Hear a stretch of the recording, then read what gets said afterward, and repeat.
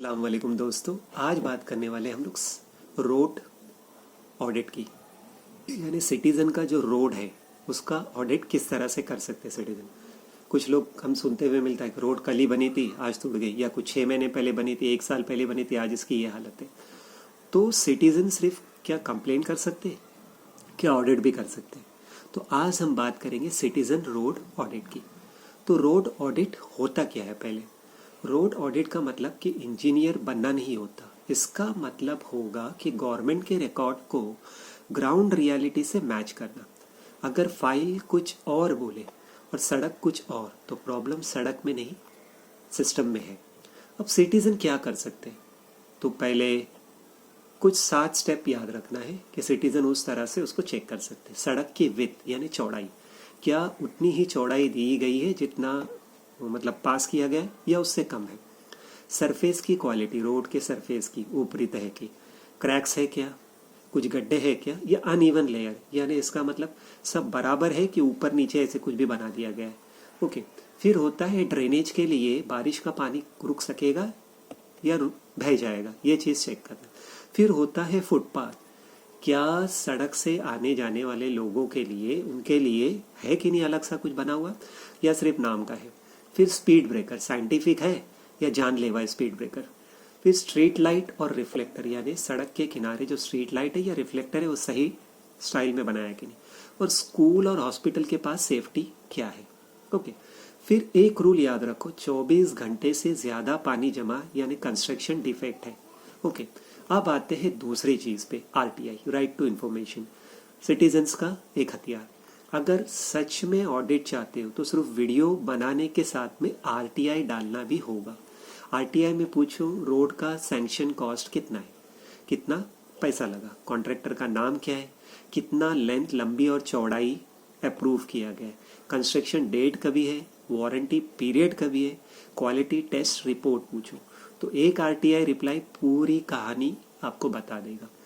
अब ground audit कैसे करें? आप कोई मशीन तो नहीं चाहिए आपको, सिर्फ मेजरिंग टैप, स्मार्टफोन जो जियो टैग उसमें ऑन हो, फोटोज जो हो वीडियो शॉट्स और क्लोजअप के साथ में, और वीडियो एविडेंस। सड़क को पहले 3-5 जगहों से नाप लो, फोटोज लो और आरटीआई को डेटा से कंपेयर करो। फिर फाइल बोले अगर 7 मीटर है और ग्राउंड में दिखाई दे रहा है सिर्फ 5.5 मीटर, तो यानी केस आपका स्ट्रांग हो गया। अब कम्युनिटी वॉइस क्यों ज़रूरी है? अकेले लड़ोगे तो थक जाओगे, ग्रुप्स कम्युनिटी के साथ लड़ोगे तो सिस्टम जागा होगा। रेसिडेंट्स, फिर रहने वाले लोग, शॉपकीपर्स, इनसे पूछो सड़क कितने दिन में टूटी, एक्सीडेंट कहाँ हुआ, बार बार पैच वर्क कहाँ हुआ, क्यों हुआ। तो रिटर्न या वीडियो स्टेटमेंट लो, पब्लिक एविडेंस, पब्लिक प्रेशर बताएगा। कंप्लेंट कहाँ कहाँ आप कर सकते हैं। ऑडिट के बाद सीधा सिर्फ चिल्लाना नहीं है, प्रॉपर रूट फॉलो करना है, कहाँ कंप्लेंट करना है। यही जैसे म्यूनसिपल कमिश्नर या इंजीनियर या PWD department, public welfare department, ward officer या विजिलेंस डिपार्टमेंट को जा सकते हो, लोक आयुक्त या एसीबी, ओके, यानी एंटी करप्शन ब्यूरो। फिर सीपी ग्राम्स, फिर मीडिया और सोशल मीडिया पे डॉक्यूमेंट्स के साथ। याद रखो कंप्लेंट के साथ में डॉक्यूमेंट डिमांड बनाओ। फिर जब सिस्टम अगर समझ लो कोई हो गए कुछ जो इग्नोर करेंगे आपको, तो आप third party quality audit demand करो, कॉन्ट्रैक्टर को ब्लैक लिस्ट मांगो। फिर डेंजरस रोड के लिए पीआईएल पॉसिबल है।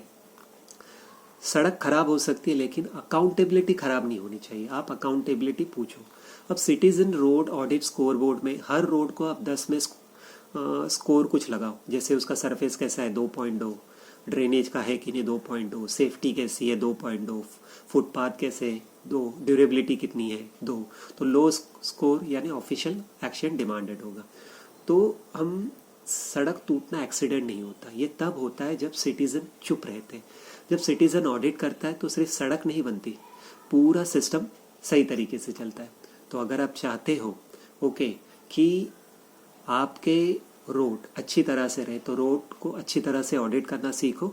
ओके, और कमेंट करो और लाइक करो और सब्सक्राइब करो और बताओ ये वीडियो कैसा लगा।